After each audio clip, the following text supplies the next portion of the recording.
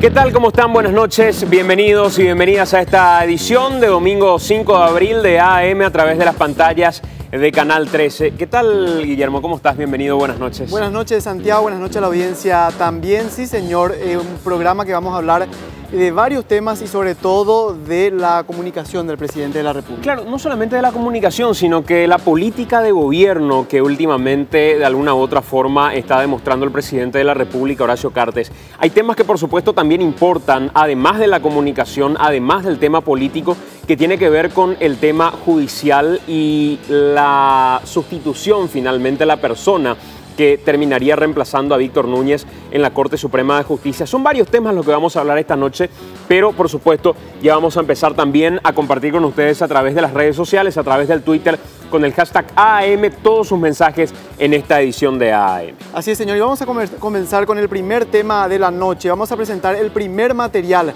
que y sobre lo que vamos a ir debatiendo a lo largo de esta edición de AAM. Tiene que ver con la comunicación presidencial, tiene que ver con lo que quiere comunicar el presidente de la República, acciones del Ejecutivo y también posturas con relación a ciertos hechos. Y también vamos a hablar de cómo maneja las instituciones encargadas de comunicar desde el Ejecutivo el presidente de la República, Horacio Cartes. En el mundo actual, no solamente basta ser y parecer. Es imperioso que la gente se entere de tus actos. La tecnología, para el efecto, se convierte en un arma de doble filo. De fácil acceso, todos podemos establecer plataformas con las que construimos vínculos con el mundo.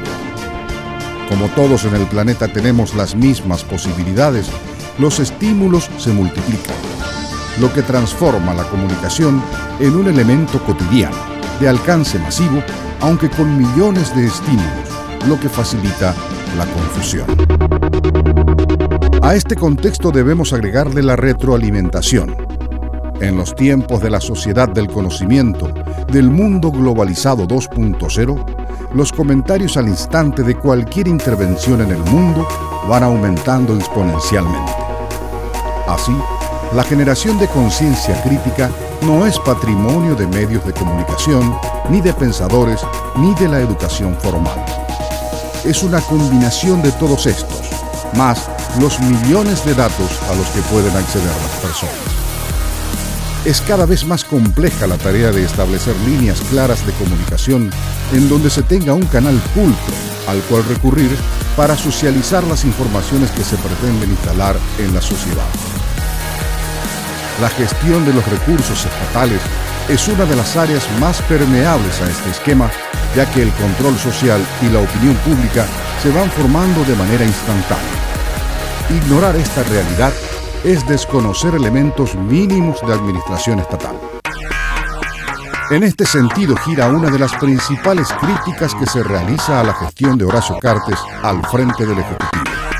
No haber previsto de manera eficiente este panorama es una deuda demasiado grande. La comunicación oficial y la presencia del jefe de Estado han sido insuficientes para satisfacer la demanda de una ciudadanía ávida de informaciones sobre la gestión del nuevo rumbo. En este marco, la estrategia de Cartes parece haber establecido un giro importante en las últimas semanas. Después de casi no brindar conferencias de prensa, apareció en una cadena nacional para lamentar el asesinato de 3 personas presuntamente en manos del Ejército del Pueblo Paraguayo. Otro dato se podría enmarcar en este mismo diseño comunicacional. Según publicaciones, Horacio Cartes estaría adquiriendo el Grupo Nación de Comunicaciones. Este conglomerado de medios, que incluye 2 periódicos, La Nación y Crónica, una radio AM, la 970, y la FM Monte Carlo, pasarían a manos del titular del Ejecutivo a cambio de $10 millones. El objetivo de esta adquisición para un empresario que incursionó en varios rubros tal vez tenga el objetivo de respaldar su gestión al frente del Ejecutivo. El escenario, cuando casi llegamos a la mitad de gestión de Cartes como primer mandatario, es claro. Los problemas de comunicación siguen generando conflictos que pudieran evitarse. ¿Cambiará la percepción ciudadana con estos nuevos ajustes? La respuesta será revelada en un futuro no muy lejano. La duda pasa por conocer si estos cambios fueron tomados a tiempo o ya resultan extemporáneos.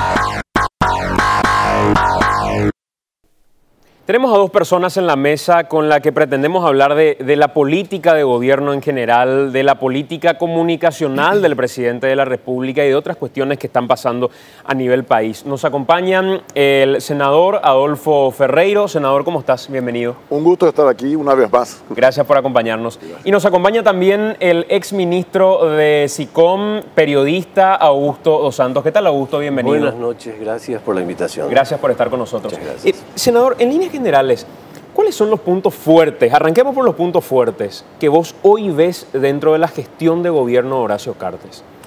Bueno, yo creo que es difícil hablar de puntos fuertes, pero yo diría algo que creo que le caracterizó al presidente Cartes desde el comienzo de su campaña electoral y el primer año de gobierno es que supo transmitir dos cosas muy claramente. Una, su vocación de renovar el estilo de la administración, hacerla eficiente, empresarial, como se dice, ¿verdad? Y en segundo lugar, de que él personalmente es un hombre que tiene una muy buena empatía con sus interlocutores a corta distancia. Yo tuve la oportunidad de hablar varias veces con él, conversar con él, y realmente es un hombre campechano, agradable, hospitalario en las conversaciones, ¿verdad? Y es capaz de transmitir con mucha emotividad lo que quiere y lo que siente, ¿verdad? Incluso hasta no le gusta luego que se le diga mucho algo que le baje la moral, por así decirlo, ¿verdad? Aunque sea una objeción razonable, porque estas personas que están hechas con una gran determinación personal y están hechas de impulsos, ¿verdad? Llevar adelante las cosas, atropellar. Y eso es bueno en muchas actividades de la vida, pero no es suficiente en la gestión de Estado, que es mucho más complicada, ¿verdad? Yo siempre suelo decir a los que cuando discutimos el tema de los empresarios en la política, yo digo que la municipalidad de Luque es más complicada que la empresa más complicada del Paraguay, ¿verdad? Porque hay una serie de variables que entran en la política, y esa es la política, ¿verdad? Que a veces no se tienen muchos oficios de la empresa. Eso me parece son las dos cosas más importantes, ¿verdad? Y lo que me parece que le está jugando en contra de esto, él con ese temperamento estableció un régimen personalista, todo radica sobre él. Es decir, no se va a robar porque yo no soy ladrón. Sí, está muy bien, él no es ladrón. Pero puede tener en su equipo gente que lo sea. El sistema corrupto integral de la sociedad paraguaya es una ingenuidad decir de que no va a haber corrupción, porque el nivel de corrupción acá es sistémico. Y requiere un abordamiento mucho más complejo, mucho más científico y mucho más político que el de simplemente levantar una bandera personal de moralidad y constituirse en la garantía de todo. Ahora, y ahí es donde él corre peligro. ¿Por qué? Porque a medida que va pasando el tiempo y empiezan a haber objeciones, él va a ser el único responsable. Marca, senador, como una fortaleza el ámbito empresarial que rodea a Cartes, o el darle por lo menos un estatus empresarial a su gestión. Su carácter. Su carácter. Cuando empezó, un poco antes de empezar el gobierno, yo una vez hablé con el presidente Cartes en una conversación personal y le dije yo a él, porque me habían preguntado qué opinaba yo de Cartes. Y yo dije, no puedo opinar nada en términos políticos porque no tengo ningún antecedente de su conducta política. Ahora, si él va a gobernar o va a actuar como promete que va a hacerlo, que en ese momento se centraban en dos mensajes: ser un reformista, sí, ¿verdad? Vamos a cambiar todo, ¿verdad? Y ser eficiente. Yo le dije que me preocupaba que eso le iba a crear conflictos, en primer lugar con el Partido Colorado, con su propio partido de gobierno, que ni es reformista, ¿verdad? Ni es eficiente, ¿verdad? Y que tiene reglas de juego muy complejas, ¿verdad? Bueno, yo creo que en este momento, desgraciadamente, creo que acerté en ese pronóstico, porque creo que el principal obstáculo que tiene Cartes en términos políticos, ¿verdad?, para desarrollar lo que se proponga desarrollar, es sus dificultades internas con el Partido Colorado, que aunque se solucionen de repente, así cada tanto tiempo y se descompongan otra vez, ya de aquí hasta el final de su gobierno, evidentemente no va a ser una relación muy cordial. Augusto, ¿qué tanto marca en la gestión final de un presidente la promesa electoral? Vamos al nuevo rumbo. Y mucha gente que critica finalmente a Cartes, critica en gestión o en función a aquel nuevo rumbo, y lo hizo con Lugo inclusive, con aquellas campañas que hacían de cambio, entra tal, sale fulano. Sí. ¿Qué tanto marca finalmente esa campaña y qué tan serio es tomar esa campaña para analizar la gestión de alguien finalmente? Y son dos temperaturas muy diferentes. La una tiene que ver con la emoción. La campaña electoral es un hecho emotivo y el marketing electoral apunta a un target que es generar emoción y adhesión, digamos, ¿no? Sin embargo, la gestión de gobierno es otra cosa. Por eso en la gestión de gobierno ya no se utiliza el marketing político, sino se utiliza la producción de sentidos, que es otra cosa, ¿no?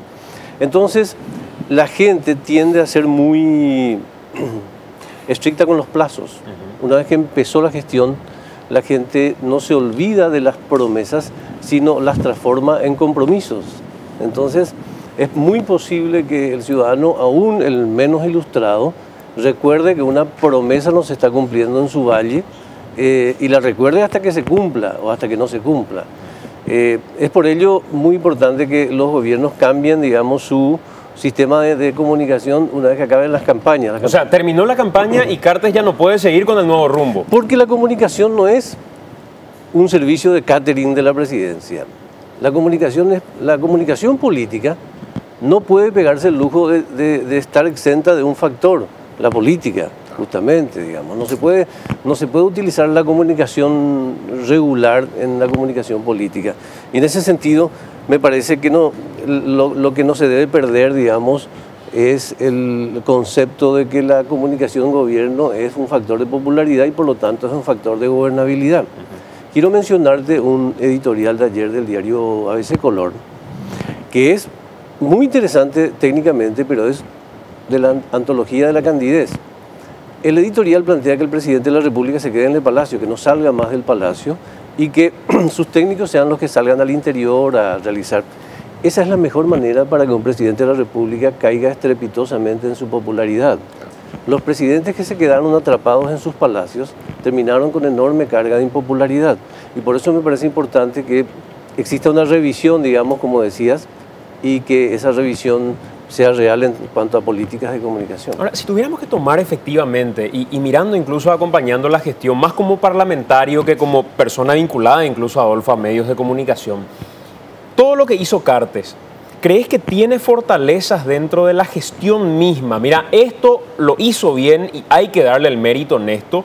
En esta decisión que se tomó fue una buena decisión y hay que darle el mérito, ¿o todavía cuesta ese arranque para el gobierno? Bueno, depende del enfoque que uno tenga de qué es lo importante de lo que prometió o de lo que hay que hacer desde el gobierno. Yo creo que ya a esta altura del campeonato está demostrado de que este gobierno no va a producir absolutamente nada en uno de los temas centrales que hay en nuestra vida política, que es el de recuperar niveles mínimos de institucionalidad para que el Estado funcione y para que la sociedad pueda vivir pacíficamente, ¿verdad? Confiando en las instituciones. Desgraciadamente no está ocurriendo eso. Estamos viendo de que las instituciones siguen cada vez más deterioradas y que no hay una impronta política para enfrentar eso, ¿no? O sea que eso que tendría que haber sido un tema central de la política de un gobierno que quiere sacarnos del marasmo en que estamos en ese aspecto, ya no se va a dar. ¿Y por qué no se va a dar? Y yo creo que es una deficiencia cultural, básicamente. Yo creo que el presidente Cartes no tiene alrededor suyo nadie que entienda o a nadie que le importe este tema. Y de hecho, hoy vemos todos los días, nos llegan al Congreso y a mí en particular al jurado de enjuiciamiento de magistrados, la denuncia, la protesta, la queja, la desesperación por la intervención prepotente de los agentes del gobierno, de los muchachos de su entorno, de sus amigos o políticos, lo que sea. Y hoy día nuestras instituciones están al borde del colapso, ¿verdad? Y en instituciones muy delicadas, ¿verdad? Estamos al borde, y yo siempre menciono porque me preocupa severamente el Ministerio Público, ¿verdad? El Ministerio Público se ha convertido en una agencia peligrosa para el país, digamos, para la gente, para la sociedad, ¿verdad? Pasa cualquier cosa. No se ha avanzado absolutamente nada en la revisión política de lo que tiene que ser el sistema municipal, que hoy día está inficionado de una cuestión, de una corrupción en primer lugar y de una inoperancia y una ineficacia terrible, que son cosas que tienen que corregirse desde el poder político, ya sea desde el espíritu que transmite el presidente o los partidos políticos. No, el sistema municipal yo creo que también está en una situación que no falta mucho para que en el Paraguay se desarrolle una postura intervencionista y que vaya a buscar abolir las instituciones, en las instituciones sus autonomías, por ejemplo. Ahora, para terminar eso. Y en el aspecto que se le tenía más confianza al presidente Cartes, más expectativas en el aspecto económico, Mira, yo no soy un economista, ¿verdad? Pero siento lo que pasa en la sociedad. Hablan de reducción de pobreza, etcétera. El nivel de pobreza y miserabilización de la vida de muchos millones de ciudadanos es demasiado evidente, ¿verdad?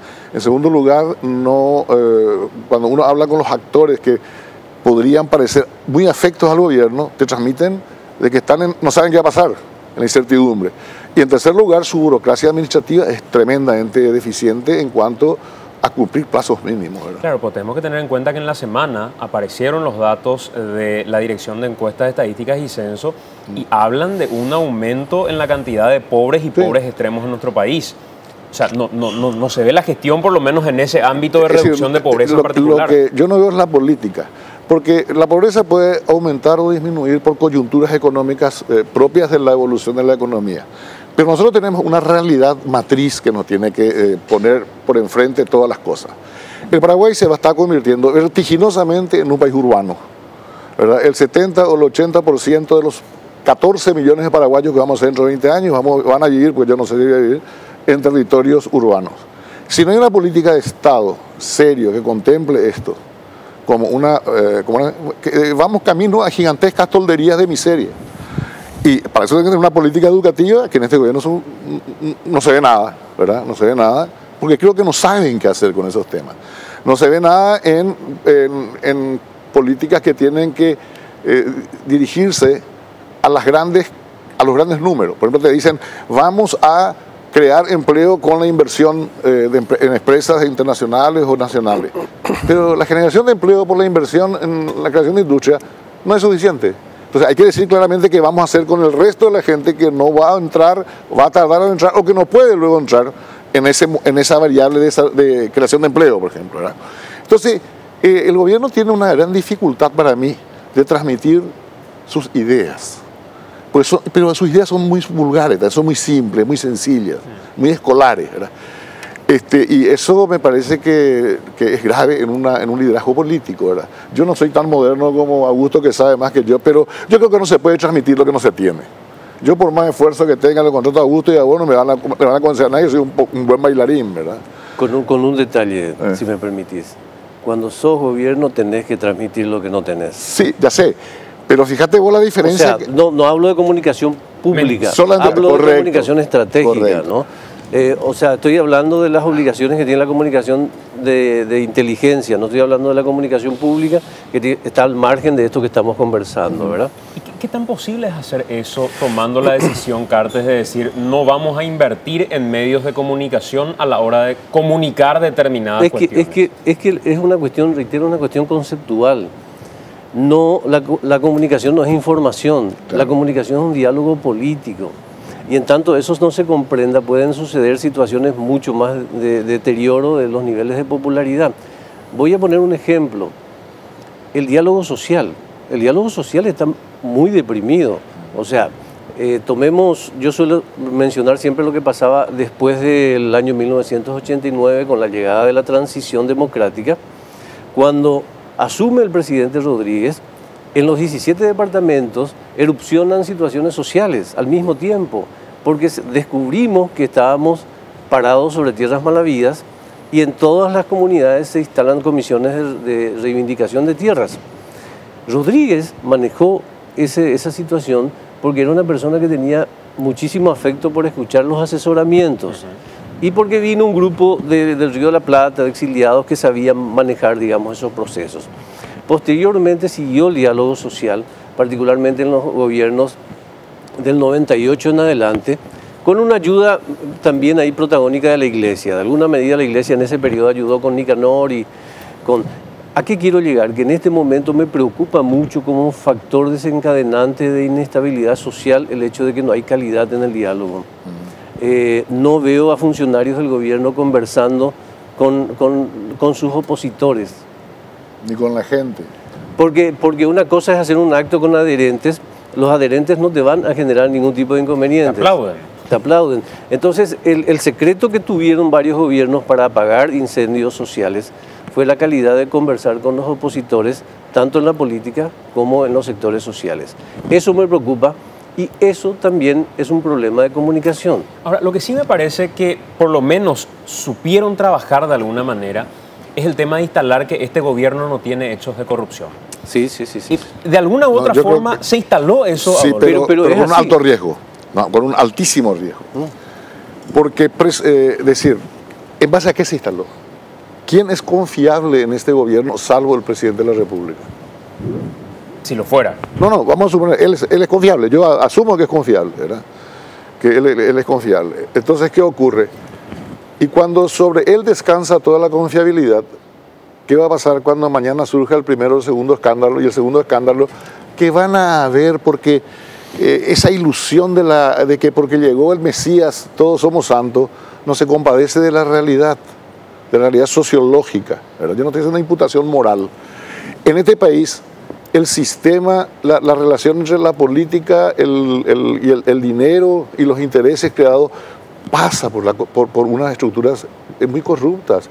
¿Quién no sabe hoy día de que gran parte de la capacidad que tiene el crimen organizado de subsistir y progresar y representar ya creo que 4.500 millones, 5.000 millones de dólares de la actividad económica del país, es solamente posible porque hay una profunda infiltración corrupta en las distintas estructuras del gobierno, del Estado, de la municipalidad, del Poder Judicial, del Ministerio Público?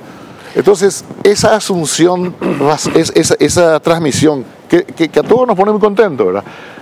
Pero sobre la espalda de una persona, me parece que es un alto riesgo para esa persona. Yo disiento un poco con mi respetado senador Ferreiro al respecto del tema, porque yo creo que es un problema de enfoque nomás. Porque el gobierno sí hubiera presentado esto como una fortaleza, pero la fortaleza del gobierno es el encuadre, no es la garantía de que no se van a producir incidentes.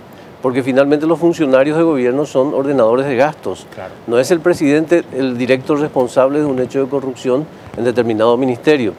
Entonces, sí políticamente podría ser, ¿verdad?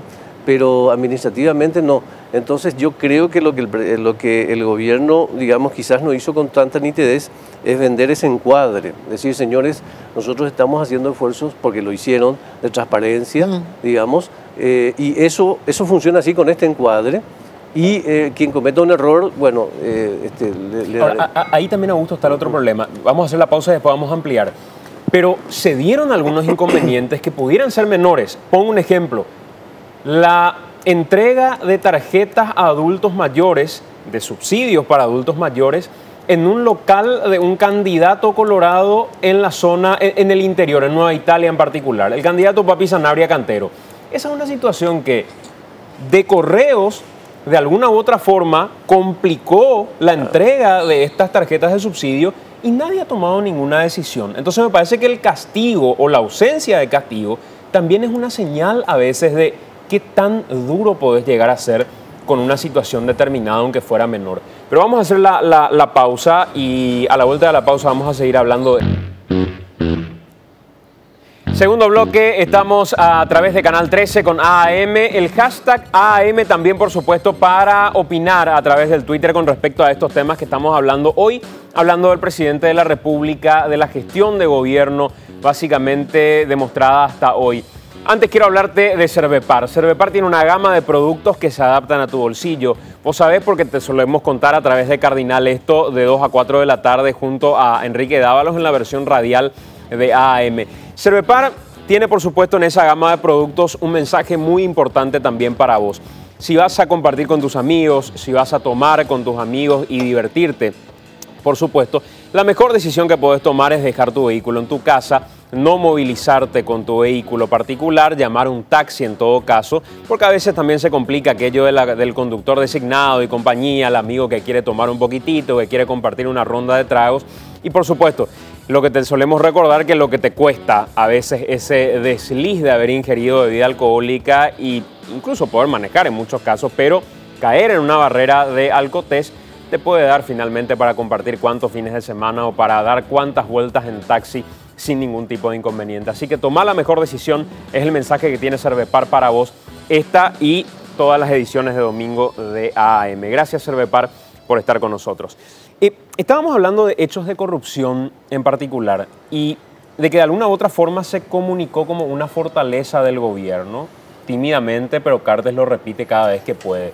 ¿Cómo tomás vos esa situación en particular, Augusto? Y los errores que pudieran haberse cometido, pero que no tuvieron ningún tipo de sanción.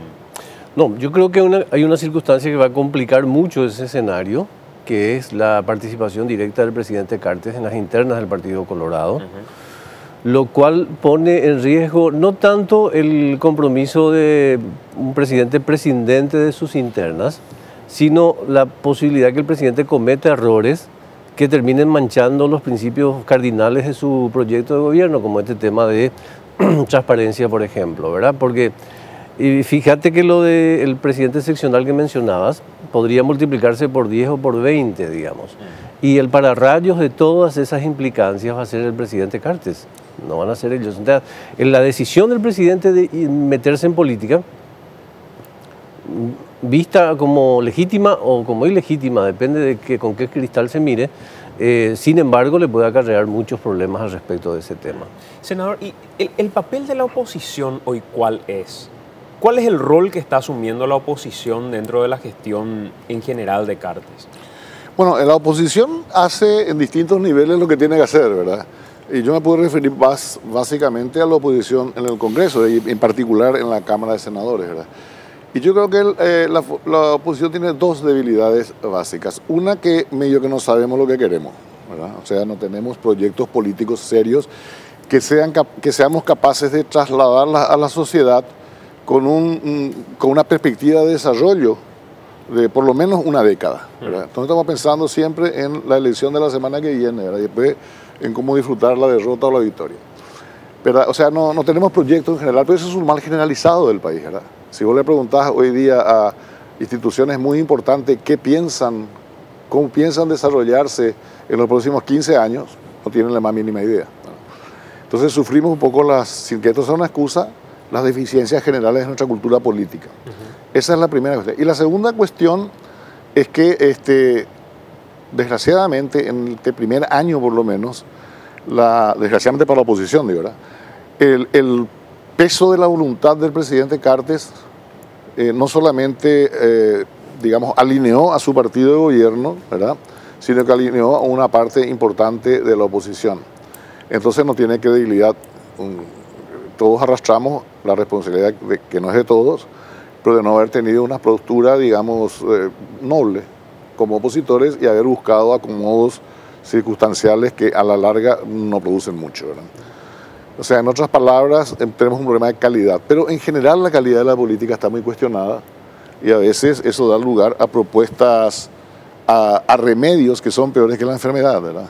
Hoy día la institución política está muy deteriorada, como están todas las otras instituciones del país. ¿Quién confía hoy día en la justicia? ¿Quién confía en el Ministerio Público? ¿Quién confía en las municipalidades? Donde solamente creo que 16 de 250 rindieron cuenta ahí de sus gastos, ¿verdad? ¿Quién no ve con evidencia que hay un saqueo y un despilfarro comunal de los bienes del Estado? El Estado no es capaz de cuidar las cosas de su propiedad más elemental. Tenemos todos los aeropuertos desmantelados, los polideportivos abandonados, las calles, los bienes públicos hechos un desastre, ¿verdad? El otro día he visto que se compraron 5 ambulancias y 2 ya chocaron de ida corriendo carrera, ¿verdad? O sea, el nivel de impericia en el manejo de lo público. Y yo hablo que hay corrupción. Es decir, es una ingenuidad decir que no la hay. Es decir, y ojo que no pongo en duda la voluntad política del presidente, y la creo, sinceramente creo que él quiere eso, pero lo veo muy ingenuo, porque él está haciendo un juramento por un montón de gente que no son como él probablemente, no son tan como él, digamos, ¿verdad? Y en ese punto, el rol de la oposición para destacar eso que decís, hay hechos de corrupción cuando el gobierno instala que no lo hay. Correcto, pero la corrupción no es solamente a ver, ¿qué es lo que es la corrupción finalmente? ¿Verdad? La corrupción es el que las cosas no se hagan con la pureza que deben hacerse. Pero y lo que vemos más fácilmente es la corrupción en los aspectos económicos. Pero tenemos otros niveles de corrupción terribles, que incluso están institucionalmente instalados con beneplácito de la gente, ¿verdad? Y ese es un problema que requiere una respuesta mucho más profunda, mucho más culta. Y eso es lo que yo por lo menos no lo estoy viendo en este gobierno, porque cuando los escuchas te das cuenta que de hecho luego se vanaglorian de ser tecnócratas, claro, sin entender siquiera qué quiere decir tecnócrata. Es decir, no todo técnico es un tecnócrata. La tecnocracia es una escuela política que se empezó a desarrollar más o menos en los años 40 y que justamente es como decir una política, es una propuesta política que es muy compleja y que hay que entenderla en serio, y no nos vamos a usar la palabrita ahí, para que un grupo de gente que se desempeñó profesionalmente en el mundo de los negocios crea que puede tener la solución mágica para todas las cosas. Y vos lo ves a la hora de actuar. Claro, porque lo de tecnócrata... La tecnocracia es como decir la aristocracia. Claro. Como decir la plutocracia. Se instaló de alguna manera como una clase disociada de la política y donde la política no debe tener intervención. Claro, claro. Y probablemente sí lo voy a deba decir tener. en una forma mucho más cruda. Claro. Se estableció como un virorey ideológico, ¿verdad? Encontraron la palabreja, bueno, pero no tiene nada que ver con la realidad. No son una tecnocracia. Claro. Una tecnocracia es un grupo político que tiene un proyecto, que tiene un diagnóstico, que tiene un proyecto, que tiene capacidades públicas, que sabe comunicar, que tiene academia, que tiene institutos. Es decir, tecnócrata es otra cosa. Nada que ver con... Este no es un gobierno de tecnócratas. Este es un gobierno que tiene un grupo de colaboradores del presidente que son gerentes, digamos. Muchos de ellos pueden ser muy idóneos incluso, pero no tienen ideas en la cabeza. Cuando vos le escuchás hablar a la gente del gobierno, te das cuenta que hay una orfandad cultural que tiene que ser imprescindible para dirigir la política. Porque la política tiene que liderar los procesos. Claro, y eso no lo entienden. ¿Verdad? No lo entienden porque nunca en su vida tuvieron que preocuparse de esos conceptos. Entonces, hay veces que te hacen pasar vergüenza, ¿verdad? Son de buena voluntad, muy trabajadores, todo, pero... ¿Seguiste la interpelación al ministro de la SICOM? Sí, claro que seguí. ¿Y te parece que mostró esa misma ausencia de criterios a la hora de responder? Y sí. Es decir, yo he asistido a muchas conversaciones, y lo digo con todo respeto y afecto. O sea, te das cuenta que les falta esa cosa que tiene alguien que tiene formación en cuestiones de Estado. Porque, ojo, la capacidad política no se gana solamente en la actividad política, la que conocemos directamente como política. Se gana también en muchas actividades que tienen que ver con cuestiones de interés público. Toda la gente que está en el entorno cercano al presidente nunca tuvo ninguna preocupación por ninguna cuestión de interés público. Vivieron una burbuja. No, vivieron a lo suyo, ¿verdad? Es como que mañana a mí me lleven a dirigir la Asociación Paraguaya de Fútbol y no tengo ninguna idea, yo no sé ni de qué lado queda el arco. O sea, no tengo una vivencia. Ahora, hay gente que nunca fue dirigente ni jugador de fútbol, que sabe de fútbol y puede mañana hacer una propuesta sobre el fútbol. Es un problema de cultura. Bueno, déjame terminar. Sí. Entonces, ¿qué ocurre? Cuando nosotros hablamos con los exponentes del gobierno, nos damos cuenta de esas carencias. Entonces es casi imposible intercambiar ideas superiores, ¿verdad? Y ahí no funciona. Solo es decir, el nivel de debate es muy pobre. Es pobre, pero porque dos cosas. Bueno, primero que nosotros estamos en una etapa de gran decadencia cultural en el país. Nunca en la historia del Paraguay moderno, desde 1870 hasta ahora, el Paraguay estuvo conducido por una élite tan poco educada y tan inculta. Ese es un problema que tenemos. Y es fácil de verificar comparando nomás los actores en cada función 20 años atrás o 30 años atrás y ahora. O sea, ahora estamos viviendo la consecuencia de la debacle cultural y educativa del estronismo. Ahora recién el estronismo impera en el Paraguay en su recurso más importante, que es su inteligencia. Tenemos el 80% de los paraguayos que leemos y escribimos que no entendemos ni atrás ni adelante lo que leemos y escribimos. Tenemos carreras, graduados universitarios en masa, que no leyeron un libro en toda su carrera, que leyeron unos dictaditos como los mangas. Y además se ha instalado el culto, el mérito de la ignorancia. No, nosotros podemos decir lo que queremos, no respetamos el conocimiento universal, no nos importa lo que pasa en el mundo, nos enredamos entre nosotros mismos, nos mentimos a nosotros mismos, y hoy día cada vez más, y hay que ser claro en esto, cada vez más en el mundo nos desprecian por eso. Se ríen de nosotros en el mundo. No estamos haciendo ningún buen papel. Y nosotros festejamos. Y nosotros festejamos, ¿verdad? Pero eso que es peligroso el momento. Y en ese escenario se desarrolla la política, se desarrolla el comercio, se desarrollan los medios de comunicación, etcétera, etcétera.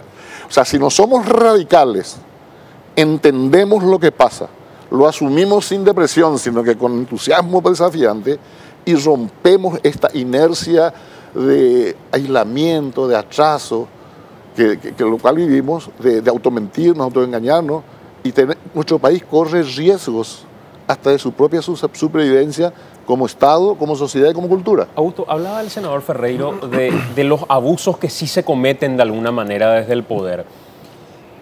Lo de la utilización de la TV pública para una transmisión como la que se hizo de Pedro Aliana, incluso presentándolo como el candidato del consenso o de consenso de la ANR, ¿esa fue una situación en la que se abusó de la TV pública? Indudablemente.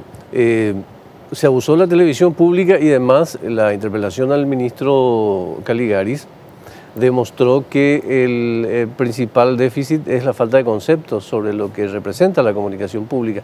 Ni siquiera yo creo que hubo un problema de intencionalidad, sino un problema de ignorancia. Que es claro, entonces cuando vos no sabés distinguir, digamos, el riesgo de acometer un determinado hecho, porque no estás en conocimiento del concepto, tiene el mismo peso de culpa, pero digamos da a comentar que hay un problema conceptual muy grave en este proceso al respecto de los medios públicos. Y sí, yo creo que pese a que se hicieron esfuerzos para que el ministro se salvara de la interpelación, yo creo que ni el Titanic arrojó tantos salvavidas. Increíblemente el asesoramiento del ministro estuvo reflejando la idea primigenia del error que se cometió, digamos, ¿no? Que eso estaba bien. Y le dio al gobierno comunicacionalmente un rostro poco amable. Totalmente. Poco amable, como un rostro como autoritario, digamos, ¿no? Que es una cuestión que siquiera se hubiera llegado a la interpelación. Si lo van a volver a hacer, lo vamos a volver a hacer. O sea, cuestiones así pero no, yo creo que el ministro Caligaris no tenía claro, no fue capaz, por ejemplo, de explicar algo que yo que soy un lego en la materia, me pregunto, ¿verdad? ¿Cuál es su estrategia para tratar los temas políticos desde la perspectiva de la función de informar que tiene un medio? Y la otra es la de ser utilizado como un instrumento del proselitismo particular. Bueno, él no pudo explicar eso. Él dice, ¿dónde se va el presidente? Me voy a ir. Y si va a jugar fútbol o tiquichuela, también me voy a ir. O sea, era muy pobre la respuesta. Falta teoría. Falta teoría. Pero eso no, ojo que ese es un problema latinoamericano. Yo no quiero inculpar a... Es un problema la falta de comprensión del concepto de los medios públicos. Sí. Es un típico problema latinoamericano y a mí me da hasta gracia que, digamos, en el oficialismo suele ser muy cuestionador de Venezuela en términos de... Y es exactamente lo que hace Venezuela.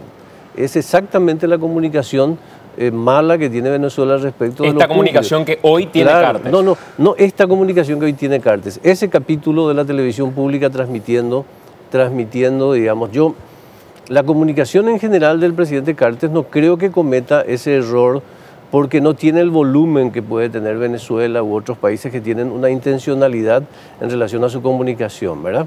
Además, creo que lo grueso de la comunicación del presidente Cartes es una comunicación casi silenciosa y eficiente que se realiza desde la Presidencia de la República, ofreciendo materiales y compañía, que es un área que está dirigida por el señor Dani Fleitas, ¿verdad? Yo creo que esa es una comunicación que siempre se hizo y que siempre se hizo regularmente bien en Paraguay. Ahora todo depende otra vez de la voluntad del presidente y del diálogo del presidente con sus responsables de comunicación. Pero yo creo, y quiero terminar con esto, América Latina atraviesa un problema bastante serio en materia de concepto de comunicación pública y el Banco Mundial está trabajando hace ya 5 años una serie de debates a ver si alguna vez entendemos cuál es el verdadero concepto de lo público en materia de comunicación. Porque la comunicación, y con esto termino, la comunicación pública no tiene que ser la comunicación de las últimas mayorías que ganaron las elecciones. No es la voz oficial, digamos. Claro, esa es comunicación de gobierno, que es otra cosa. Ahora, hay una cuestión ahí que hablaba con Desiree Masi a través de Cardinal y le decía, yo conozco personalmente a Fabricio Caligaris y creo que el problema es el que marca de alguna u otra forma Adolfo. No está preparado para esa gestión en lo público. Es un hombre de administración, de cuestiones que tienen que ver con las finanzas, con lo comercial probablemente, pero incluso el desconocimiento cuando se le planteaba cuestiones electorales, plazos para hacer propaganda. Lo desconocía. Cuando se le pregunta la diferencia entre comunicación estatal y comunicación gubernamental, la respuesta fue pobre, porque no es el ámbito en el que él se desenvuelve con facilidad. Y lo segundo, me parece que se vio superado por enfrentar a un auditorio que él creía lo iba a crucificar. Entonces se fue Augusto con la intención de defenderse. Cuando había gente como el senador Galaverna, como el planteamiento que le hacías vos en algún momento, senador, que le tiraba un salvavidas incluso diciéndole, probablemente no tengas las armas legales, la normativa, como para poder encarar este proyecto. Y las respuestas terminaban siendo monosilábicas. A la primera pregunta no, a la segunda pregunta sí. Y era una falta de respeto con el nivel de debate que se planteaba. Pero yo creo que es sintomático, y a mí me gusta salir de lo particular para ir a lo estructural. Yo creo que es sintomático, y vuelvo a lo que decía antes. Yo creo que el error político comunicacional del gobierno es dividir la nación entre amigos y enemigos. Cuando decís la nación, ¿te referís al periódico o te referís a...? Todavía no llegamos a eso.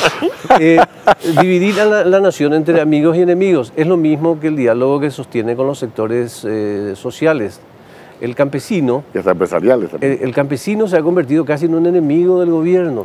Y eso está muy mal que sea así, porque el gobierno tendría que administrar con amabilidad sus conflictos. Y ese es un problema de comunicación. Y eso se reflejó también en el debate en el Parlamento, digamos. Esto me quieren, esto no me quieren. Y realmente, reitero, yo creo que, y no lo culpo al señor Caligaris, que me parece muy buena persona, pero yo creo que hubo un error de asesoramiento. Él podría haberse salvado fácilmente de esa interpelación y del posible voto de censura, digamos. Vamos a hacer la pausa. A la vuelta de la pausa seguimos hablando con Augusto Dos Santos, con Adolfo Ferreiro. Estamos hablando del gobierno de Cartes en general y en esta edición de AM también vamos a hablar de educación. Vamos a hablar de Fonacide, así que todavía tenemos mucho en esta edición de domingo. Hacemos la pausa, venimos en breve. Compartir también con ustedes con relación al Fonacide. ¿Cuánto se invirtió? ¿Qué hicieron los municipios con este dinero, que era la esperanza para mejorar la educación en nuestro país? ¿Por qué no rindieron cuentas, sobre todo algunos municipios, y terminaron pagando un año en que no recibieron ese dinero para invertir en instituciones? Nos van a acompañar la diputada Karina Rodríguez y también el intendente de la localidad de Nanagua, Catalino Añasco. En instantes vamos a hablar de este tema importantísimo que tiene que ver con la educación de nuestro país. Y ahora seguimos con más debate contigo, Santiago. En algún momento, gracias Guillermo, en algún momento daba la sensación en aquel discurso de Asunción de Cartes que había ejes de gobierno que iban a ser fundamentales y en los cuales se iba a golpear desde un primer momento. Reducción de pobreza, protección a los adultos mayores, combate al EPP. Entre las cosas que básicamente planteaba el presidente. En algún momento de esta charla dijiste, senador, no sabemos lo que queremos desde la oposición. A mí me da la sensación que hasta hoy no hay un proyecto, y quiero que me corrijas si estoy equivocado, que haya surgido desde el Congreso, desde la oposición misma, que se haya planteado en el debate, a diferencia de los proyectos de Cartes. Alianza público-privada, manejar las Fuerzas Armadas para el combate al EPP, pero en contrapartida, algo que suba Cartes, que haya nacido como propuesta de la oposición, creo que tampoco hubo. Bueno, para empezar, hay muchas oposiciones, ¿verdad? No hay un solo partido disciplinado con la misma línea, hay formas diferentes de ver todos los temas que interesan en la política, ¿verdad? Ahora, yo te voy a decir una cosa que lo digo también con sentimiento, ¿verdad? Lo que yo he verificado personalmente es que a este gobierno ni se le puede ayudar siquiera. O sea, como no tiene una interlocución basada en alguna noción de políticas de Estado, no se le puede ni siquiera ayudar cuando uno quiere ayudarle.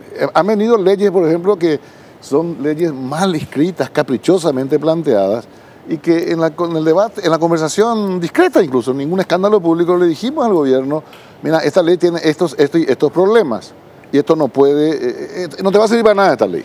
Como el caso de la ley de APP, que tiene problemas que al final atentan contra su propia finalidad, ¿verdad? Y no, ellos saben todo, ellos entienden todo. ¿Te convertís en contrera cuando cuestionás? No, ni siquiera eso, ¿verdad? Yo creo que ellos tienen tienen una soberbia producto de la incompetencia cultural, insisto. Yo insisto mucho en la palabra cultural, porque somos lo que somos en mango cultural. Entonces ya hoy día, más o menos, bueno, vengan las leyes, vemos lo que hacemos, y si sus correligionarios están alineados, le votan, y si no están alineados, le votarán en contra.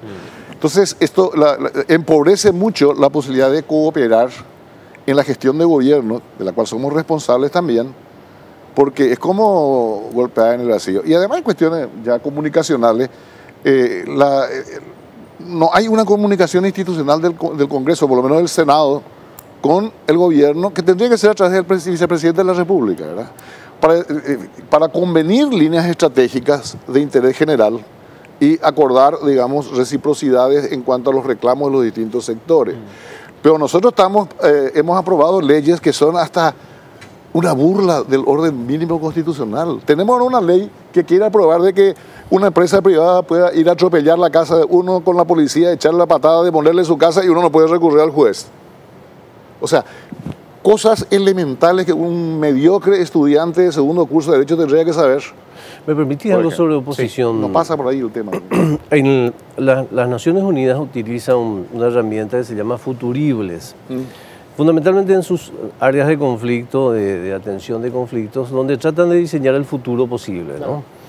En junio del año 2012, el oficialismo y la postulación de Cartes en ciernes sabía que el Partido Liberal Radical Auténtico iba a terminar siendo cuasi aliado en el Congreso, porque en términos de futuribles establecieron una jugada de ajedrez tan interesante que permitió que todo cayera, digamos, en base a esa dirección, ¿verdad? Que Franco iba a ser un mal gobierno, que eso iba a conspirar contra la candidatura del señor Alegre, que el Partido Colorado iba a ganar, porque el Partido Colorado tiene las mayores posibilidades de ganar siempre las elecciones.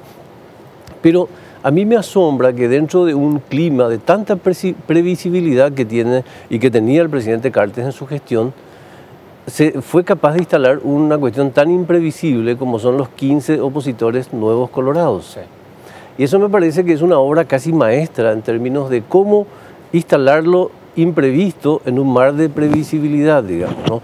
Y yo no quiero dejar de mencionar a la hora de contribuir con el senador, a la hora de construir un escenario de oposición, en mencionar esto, que se instala en el Partido Colorado propiamente una oposición muy fuerte y reactiva una liturgia de trincheras que siempre tuvo el Partido Colorado en un proceso en el que parecía que eso no iba a suceder. Ese me parece un detalle que no se puede dejar de mencionar en términos de oposición. Ahora, ¿se puede buscar el pelo al huevo en esa oposición? Y pongo un ejemplo. Cuando se da el enfrentamiento entre Galaverna y Cartes, pocos creímos, y me sumo, en que fuera real ese enfrentamiento. Muchos tomábamos como una estrategia de una persona que, si por lo menos tiene algo se le puede destacar, es lo estratega, como Calé Galaverna, para fortalecer, y fortaleció la figura de Cartes. Esto que hoy sucede en el Partido Colorado, ¿no puede ser una movida política? ¿Debemos interpretar como un desliz que terminó generando una oposición indebida? Yo creo que hay un mal entendimiento y el senador, digamos, puede tener un análisis de mucha más calidad. Un mal entendimiento del concepto divide y vencerás. El divide y vencerás pues sirve para dos objetivos. Si son tus enemigos, dividirlos y tenerlos afuera. Si son tus amigos, dividirlos y tenerlos adentro, que es un problema que también tuvo el presidente Lugo con el Partido Liberal Radical Auténtico, que en vez de dividirlos y tenerlos adentro, los dividió y sacó a 2 de los 3 grupos existentes con más fuerza. Entonces, yo creo que ese es un problema de análisis. Me parece que hay un problema de análisis porque yo no conozco senadores más oficialistas que Marito y Calé hasta hace poco tiempo, digamos. Claro. Yo no sé si la inversión que tiene este proyecto, y creo que lo dijo el senador Ferreiro en algún momento, si la inversión que tiene este proyecto es construir una base de fidelidad que va a llevar más de un periodo presidencial y resulta exitoso, me parece fantástico. Pero si no, me parece muy riesgoso, ¿no? Senador. Yo creo que hubo hay un cambio cualitativo hoy día en la relación entre el presidente de la República y el Partido Colorado. Ya se agotó el plazo de un año normal que un presidente tiene para hacer todo, se está agotando el plazo de gracia y le queda un año y medio de gobierno en términos de de poder dar una impronta, después ya es con la conclusión de su gobierno. Y después ya va a hacer campaña para el próximo. Y mientras no haya reelección, se va a su casa, ¿verdad? Entonces, ¿qué ocurre? El Partido Colorado no, el Partido Colorado tiene 100 años de pensar su futuro, 100 años adelante, ¿verdad? Entonces, el primer año, la relación entre el partido y Cartes era una relación prebendaria. Ojo, atendé bien cómo uso la palabra. En el sentido que buscaban conveniencias políticas, acomodo, cargo, esto es lo que vos quieras. Y el presidente Cartes era un recurso para el partido para obtener lo que entienden ellos el retorno de la llanura, otra palabra tan espantosa, ¿verdad? Pero en fin, el retorno de la llanura y hacer nomás lo que el Partido Colorado en su ideología profunda cree que es su razón de ser, que es controlar todo y que todo sea de ellos. Claro. Bueno, ese es el concepto hegemónico colorado. Y rápido que lo aprovechan cuando pueden, como están haciendo ahora en muchos terrenos, ¿verdad? Ahora, yo creo que lo que le falla al presidente Carter en su relación con el partido es que el partido ya no está, o sectores importantes del partido ya no entienden su trato con él o sus conflictos con él como un problema de dame más o damos menos, sino un problema de poder. Esa es la cuestión. Hoy día, gran parte del Partido Colorado tradicional, en el buen sentido de la palabra, entiende que el presidente Cartes, al no estar, digamos, armonizado con los objetivos principales del Partido Colorado, es un adversario de poder. O sea, ¿qué es el cartismo para dentro de 2, 3, 4, 5 años? Y bueno, yo no sé, pero a los colorados les debe preocupar mucho, porque se presenta como muy excluyente de los intereses y de los protagonismos centrales del Partido Colorado.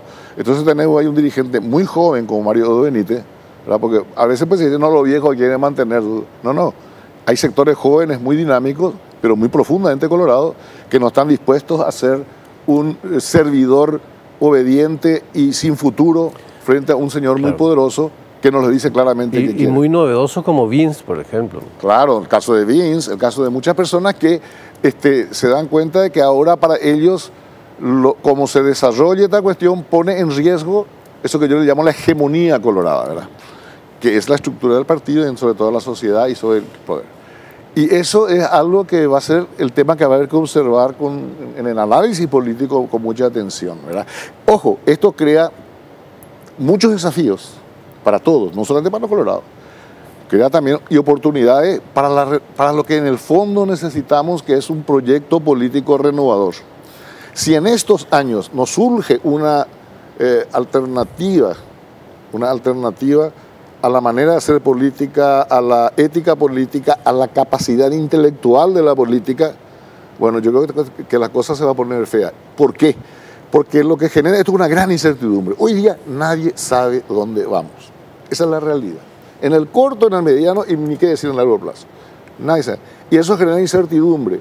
Y la incertidumbre genera las condiciones propicias para que cualquier actor político que se juegue a la desestabilización pueda prosperar. En ese sentido, me parece importante ir otra vez al tema de los proyectos, Augusto, que planteaba el senador Ferreiro. Probablemente sea ignorancia mía el desconocer cuál es el programa de gobierno del presidente de la República, de sus ministros. ¿Vos conocés el programa de gobierno de Cartes? ¿Conocés qué dice ese programa de gobierno? ¿Cuáles son los ejes de ese programa de gobierno o no? Voy a hilvanar con lo último que dijo el senador, el tema de incertidumbre. Hay un comunicólogo argentino, mendocino, Prieto Castillo, que dice que vos como Estado podés transmitir buenas o malas noticias, pero no incertidumbre. O sea, vos podés transmitir buenas o malas noticias, pero certeza siempre, digamos, ¿no? O sea, no importa que, claro, no importa que un presidente se ponga al micrófono y diga, señores, nos va mal en el fútbol. Hemos fracasado. Hemos fracasado. Eso es mucho más digno que generar, digamos, lo que se llama en periodismo inflar el perro, digamos, ¿no? Ok, yo creo que hay un problema técnico, ahí sí es un problema técnico. Nicanor Duarte Frutos era un comunicador de profesión, pero también tenía su fuerza comunicativa. Entonces él instaló un par de consignas y con eso se manejaba y salía todos los días caminando por la alfombra roja del Palacio de Gobierno a hablar con los periodistas. Como Lugo no tenía la misma habilidad, nosotros trabajamos muchísimo procesos de comunicación. Cada ministro tenía un cuadro atrás en su oficina donde estaban los ejes de gobierno. Entonces vos sabías de memoria cuáles eran los ejes de gobierno, pero no solamente eso, sino cuando nos enviaban información a la SICON, nosotros le preguntábamos al Ministerio de Industria y Comercio qué tiene que ver esto con los 7 ejes de gobierno. Y si no tiene que ver, entonces envíennos de vuelta y pónganos una lógica sobre qué tiene que ver. Entonces, el Ministerio de Agricultura cambiaba un foco y eso se encuadraba en soberanía, voy a decir un disparate, ¿verdad? Cambiaba un foco y eso se encuadraba dentro de soberanía energética. Entonces, cuando la gente no tiene en el diálogo cotidiano los ejes de gobierno, es un problema de falta de instalación de esos ejes. Voy a serte honesto, yo no recuerdo exactamente cuáles son los ejes fundamentales del señor Cartes. Salvo lo que dijo en aquel discurso. Recuerdo el tema de transparencia con mucha, porque es una cuestión sobre la cual se trabajó con mucha calidad, incluso desde la sociedad civil. El elemento fundamental de promoción de las políticas de transparencia del presidente Cartes fueron los agentes de la sociedad civil. ¿Se acuerdan del proyecto, de la ley de transparencia y todo lo demás? Entonces, yo creo que allí hay un problema. No es una cuestión de información, ni siquiera es una cuestión de SICON. Es una cuestión de en qué medida los funcionarios de gobierno, fundamentalmente los ministros, hilvanan con los ejes electorales sus gestiones y le ponen ese nombre cada vez que hacen una tarea. Senador, ¿vos notaste en algún momento o llegaste a leer algún documento que diga estos son los ejes o es solo lo que Cartes tiene en la cabeza? No, yo creo que en el Paraguay y es fácil, ¿cómo que se llama? Es fácil verificarlo. Anda a cualquier partido político y decirle cuál es la propuesta de ustedes en el campo de la educación. No hay ninguna línea escrita.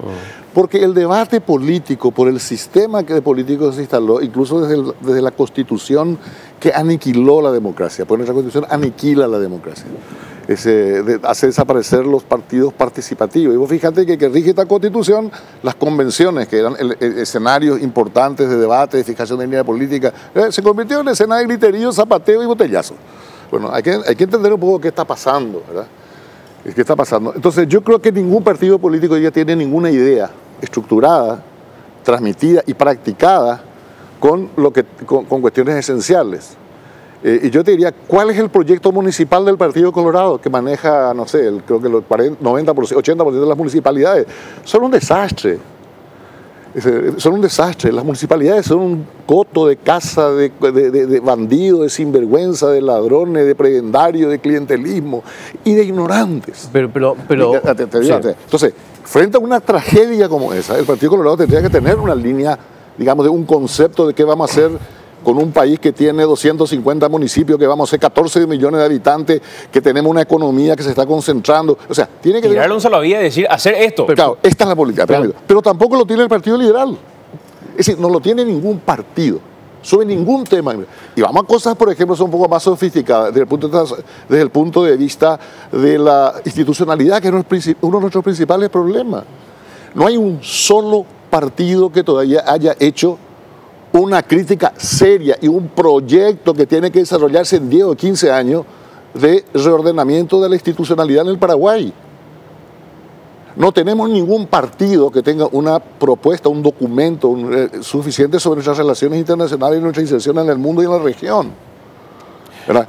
Entonces, la pobreza con la cual estamos trabajando en política nos tiene que despertar y hacer ver que si nos damos a la política su rol de orientar en serio, con criterio, con intelecto, con debate, con lucha ideológica, que es como tienen que luchar los partidos políticos, y no solamente la izquierda, que acá todo el mundo que acá la izquierda no tiene ideología, el resto no tiene nada, mentira, todo tiene una ideología, y esa confrontación es la democracia. Bueno, nada de eso se está pensando, nada de eso se está haciendo. Entonces hoy día como llaman los programas no tienen ninguna importancia, no importa lo que digan, el programa es lo que hacen.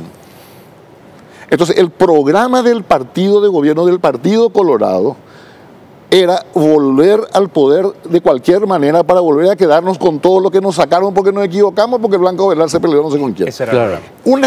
Pero, ojo, y el proyecto anterior, que es el que le derrota al Partido Colorado, tampoco tenía un programa en serio. Tenía un montón de escritos, pero el programa político era, le vamos a sacar a los colorados a cualquier costo.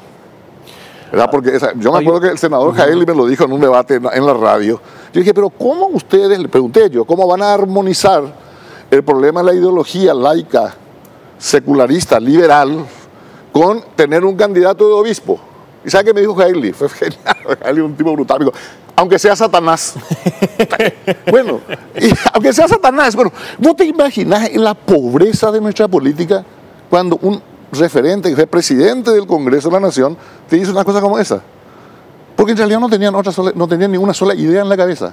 Tenían, no sé si me estoy explicando. Sí. Entonces, el desafío nuestro ahora, de esta generación, sobre todo la de ustedes, nosotros podemos ayudar a hacerle sufrir con la angustia nomás, pero es que hay que volver a utilizar la cabeza en la política. A propósito del tema, tomo la palabra idea, Santi, senador. La idea es una herramienta política, no es una herramienta de marketing, no es para vender cigarrillos, no es para vender Coca-Cola. La casa que te dicen los perros de la política en general cuando vos le planteas, opeaco teoría de inte. Bueno. O sea, la teoría está despreciada, o sea, pensar está despreciado. Voy a ponerte dos ejemplos que tienen que ver con gobiernos de diferentes miradas ideológicas. Y después vamos cerrando. Bueno. Acá lo que falta es el mito de gobierno. El mito de gobierno es la idea de un gobierno. Es la idea que se tiene que instalar por parte de un gobierno en la ciudadanía y donde el ciudadano promedio tiene que manejar como idea básica, digamos. Aquello de Churchill con sangre, sudor y lágrimas. Aquello de Lula con hambre cero. Que son, o de Menem. Claro. Estamos mal, pero vamos bien. Bueno, aquí, digamos, lo que hace el mito de gobierno es entusiasmar a la gente en épocas no electorales, que es una cuestión sistemática, no es una cuestión emotiva. Digo que esa es una materia que está ausente y que me parece un hecho político ausente. No digo que sea un hecho comunicacional ausente, es un hecho político que está peligrosamente ausente. Augusto, gracias por venir. A las órdenes. Senador, gracias por estar con nosotros. Para mí un placer. Un gusto siempre. Cuando quieran. Ya estoy acostumbrado a subir la gradita esta acá que tienen ustedes, que es muy cruel, ¿verdad? Pero ya me va saliendo. No, en serio, gracias, gusto totalmente. Hacemos la pausa. A la vuelta de la pausa hablamos de educación. Así que venimos en breve a la vuelta del corte. Estamos de vuelta, seguimos con más de AAM y ya nos acompaña Enrique Dávalos para adelantarnos lo que nos va a presentar en esta noche. Enrique, buenas noches, ¿cómo estás? Buenas noches, Guillermo, mi saludo a la teleaudiencia. Y ya hemos visto, escuchado cómo se hablaba de irregularidades en FONACIDE respecto a gastos en salarios, en cuestiones administrativas que salen de la ley, lo que fija la ley de FONACIDE. Tras una investigación de AAM descubrimos un gasto aún mucho más grave. Plata de FONACIDE que se utilizó para la compra de unos elementos que no figura absolutamente en la ley. De esto vamos a hablar hoy en esta edición cuando hablemos de FONACIDE. Gracias, Enrique. En instantes entonces vamos a desarrollar todo eso. Y para arrancar ya este debate con relación a educación, sobre todo con los fondos de FONACIDE, vamos con este material que tiene que ver con esto. Esta ley de FONACIDE que era creada justamente para protegida, para que no se utilizado este fondo sino en más que en educación. No fue así, incluso hubo municipios, muchos de ellos que no rindieron con relación a esta plata utilizada, la corrupción con relación a esto y una educación que nuevamente queda desprotegida en nuestro país.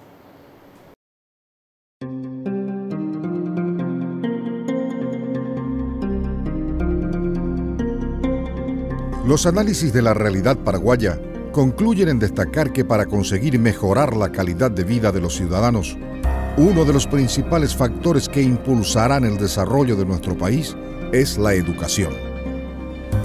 Como una de las tantas paradojas que habitualmente se presentan en nuestra sociedad, así como conocemos cuál es el camino de salida, apuntando al desarrollo, también es evidente que la educación sigue siendo uno de los principales déficits en la administración del Estado, ya sea este central o comunal.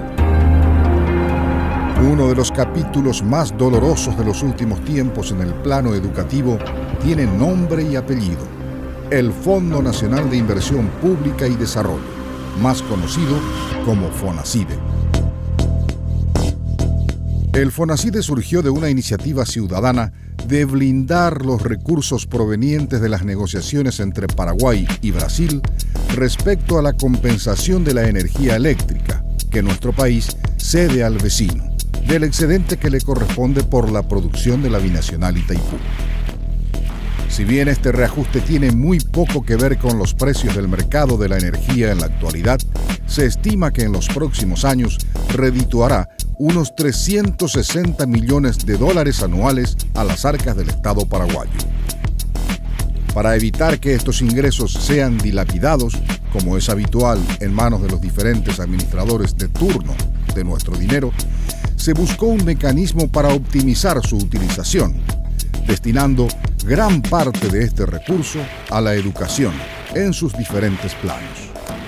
Desde la inversión física para mejoramiento de sus instalaciones hasta el fomento de actividades de excelencia e investigación. Como un segundo factor atractivo, los recursos del FONACIDE iban a ser descentralizados, es decir, dejarían de ser administrados por el Poder Central para ser gestionados por los gobiernos locales, lo que, en teoría, aumentaría el control social sobre su empleo. Como estamos acostumbrados, todo lo que se diseñó en la teoría se fue al tacho en la práctica, ya que los recursos brindados para mejorar la calidad educativa fueron dilapidados por quienes debían administrarlos. La realidad es contundente.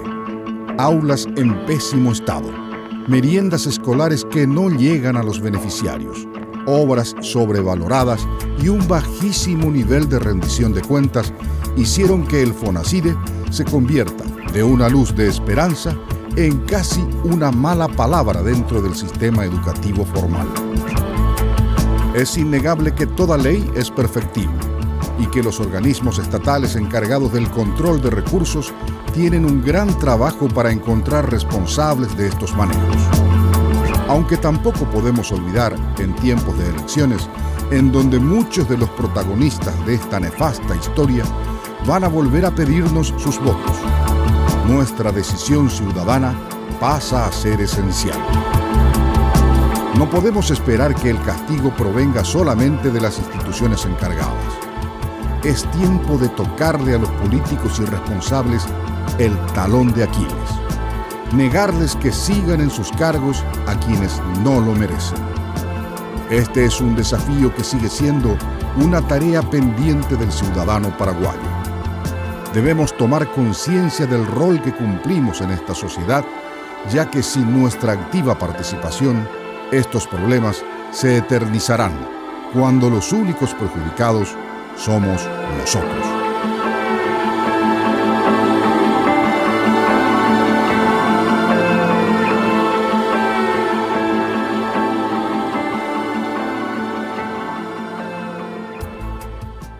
Vamos a hablar de educación, vamos a hablar de FONACIDE en particular y para ello están con nosotros la diputada Karina Rodríguez. Diputada, ¿cómo estás? Bienvenida.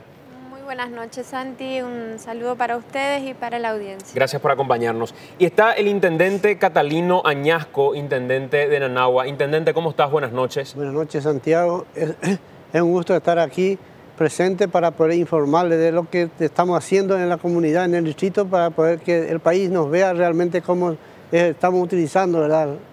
Y informarle también nuestra cuestión de cómo estamos trabajando en la comunidad. Intendente, ¿por qué no tiene Nanagua plata de FONACIDE hoy por hoy?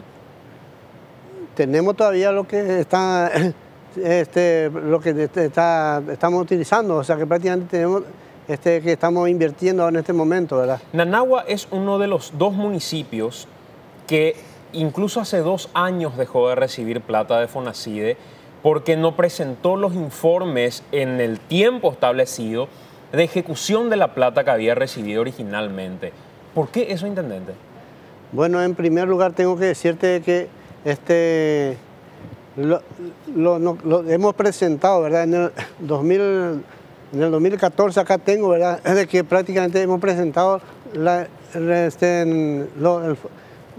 cuestión de rendición de cuentas en la Contraloría en cuanto a sin movimiento, porque nosotros dejamos de utilizar prácticamente nada así como está, hemos recibido, estaba nuestro fondo de royalties. ¿Por qué? Porque había faltado una claridad en cuanto a la utilización, en la cual acá tengo la nota en la que presenté en el 2014, que fue recibido el 11 de marzo de 2014 para la creación a la Contraloría, pidiendo... ¿Cuándo recibiste los desembolsos? ¿En qué fechas recibiste cuántos desembolsos? En el 2012-2013. Y desde ahí nunca más. Sí, así es. Y no recibiste, según la Contraloría, porque no habías presentado los informes de rendición de ese dinero. Y sí, porque justamente cuando presentamos, ¿verdad? Nosotros hemos presentado en el 2014 el informe prácticamente pidiendo la aclaración, hasta a la Contraloría, ¿verdad? La forma de utilizar.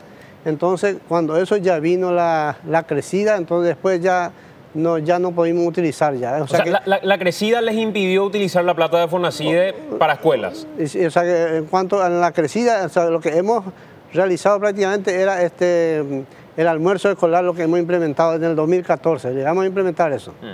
Pero no así en cuanto a las obras. Diputada, ¿qué enseñanza nos deja hasta hoy este proceso de Fonacide? Porque de alguna u otra forma no es la pelea por la administración misma, que vos vas a administrar mejor, que yo voy a administrar mejor. Da la sensación que quien tenga la plata finalmente no sabe qué hacer con el dinero, aunque la ley blinde qué es lo que tiene que hacer con esa plata. Bueno, Santi, en primer lugar decirte que no conozco el caso particular de Nanagua, pero sí creo que es el reflejo de la falta de fortalecimiento institucional de nuestros gobiernos locales, pero incluso del propio gobierno nacional. O sea, el propio Ministerio de Educación también recibe un porcentaje de Fonacide que todavía no está explicando de qué manera se está utilizando o para qué piensan utilizar ese dinero. Yo entiendo y valoro el espíritu de Fonacide de blindar los recursos para el componente educativo, porque es un componente sumamente sensible para la realidad de nuestro país. Sí. Pero también hay que ser realistas. Nuestros municipios sufrieron dos tipos de acciones. Una que sin lugar a dudas tiene que ver con malversación, corrupción, mal uso, uso prebendario, que es absolutamente cuestionable y que la Contraloría debe reunir todas esas documentaciones para elevarlo a la Fiscalía y que esto vaya por una denuncia como establece la propia ley. Pero por otro lado también la falta de condiciones verdaderas de muchos municipios de poder administrar. Como dice el intendente, muchos intendentes ni siquiera sabían ni para qué era esos recursos que estaban recibiendo. Hubo intendentes incluso que reconocieron que usaron fondos de Fonacide para pagarle a sus funcionarios porque no tenían recursos. O sea, hay una falta de institucionalización de los gobiernos locales, pero además, y te digo esto porque nosotros tuvimos una reunión con la gente, con representantes de la Contraloría y del Ministerio Público, y la propia Contraloría General de la República reconoce que no tiene las condiciones para hacer el acompañamiento y chequear que la información que reciben por parte de los municipios es información verdadera y que responde a la realidad.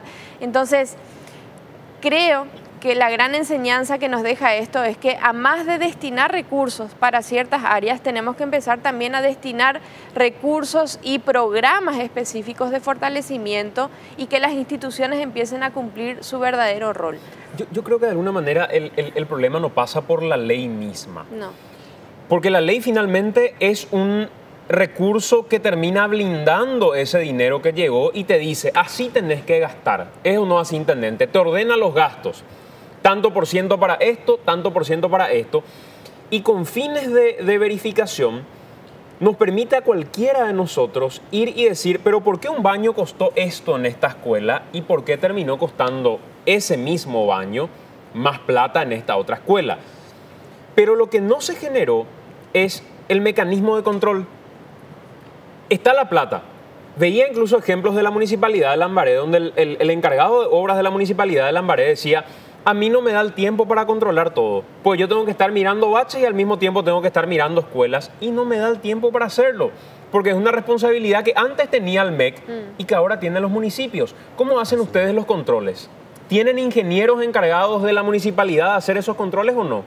No, realmente al respecto no tenemos, porque nuestro municipio es de menor presupuesto en cuanto al presupuesto y en cuanto a Fonacide también de la región, no solamente del departamento, de la región inclusive, porque es el más pequeño que hemos recibido, ¿verdad? Porque la totalidad que hemos recibido 934 millones hasta ahora, ¿verdad? O sea, eso es por los 3 años que hemos recibido, ¿verdad? Sí. Prácticamente es el de menor. Pero en cuanto, yo justamente no utilizamos por la razón de que yo sé que varios colegas tuvieron muchos inconvenientes y nosotros hemos pasado muy mal también en esta crecida, pero tampoco con esto, todo eso no lo usamos, ¿verdad? Porque sabemos que no era una cuenta especial que solamente está destinada para educación y no había otro. Inclusive en cuanto a los proyectos teníamos que usar de nuestros recursos. Ahora, guardar esa plata implica generar intereses también de alguna manera, intendente.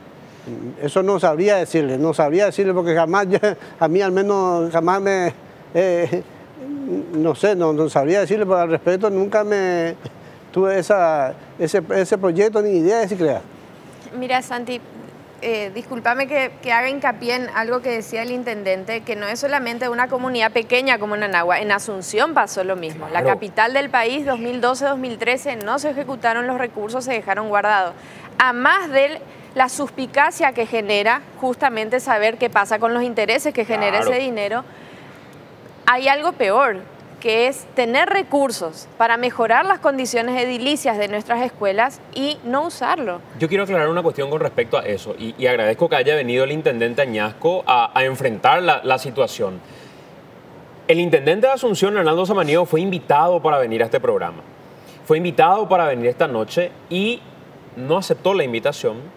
Puso cantidad de excusas finalmente para no venir, como lo hace de manera permanente. No es la primera vez que lo invitamos a Arnaldo Samaniego. Ojalá algún día acepte la invitación. Probablemente, entrando ya al terreno político electoral, no sea la mejor idea tener que dar respuestas. Pero hoy Arnaldo, más que candidato, sigue siendo intendente y debe dar respuestas con respecto al uso de dinero público. Por eso reitero, agradezco que esté aquí con nosotros el intendente de Nanagua. Pero finalmente, si Arnaldo quiere ser reelecto, tiene que enfrentar lo que hizo. O aunque no quiera ser reelecto, hoy es intendente. Está a cargo de la administración municipal de Asunción. Los recursos que recibe Asunción son infinitamente superiores a los recursos que recibe Nanagua, por ejemplo. Pero a diferencia del caso Nanagua en particular, donde existe una irregularidad denunciada y sobre la que vamos a hablar, Arnaldo Samaniego tiene muchas denuncias, mucho más graves todavía con respecto al uso de Fonacide, que ni su gente de obras, ni su gente de asesoría financiera supo responder cuando llegó para dar su explicación a los noticieros de Canal 13. Entonces, le invitamos al intendente de Asunción a que venga para responder a lo que debe responder. Es una obligación que tiene. Si no lo hace acá, que lo haga en una conferencia de prensa. Y que responda para todos los ciudadanos que de alguna u otra forma merecen una explicación del uso de dinero público. Así que Samaniego o cualquiera de su entorno, sea un encargado de comunicación, sea un encargado de sus redes sociales, sea un lacayo que tenga ahí al lado, que le diga de alguna u otra forma al intendente que no es un ente, debe dar respuestas con respecto a la situación que está viviendo su municipio y sobre esto mismo que se da también en Nanagua. Plata que no se toca, pero que genera intereses. ¿Y dónde está ese dinero que se genera, además del que se recibe? ¿Y qué se va a hacer con esa plata, intendente? En primer lugar, quiero decirte, ¿verdad?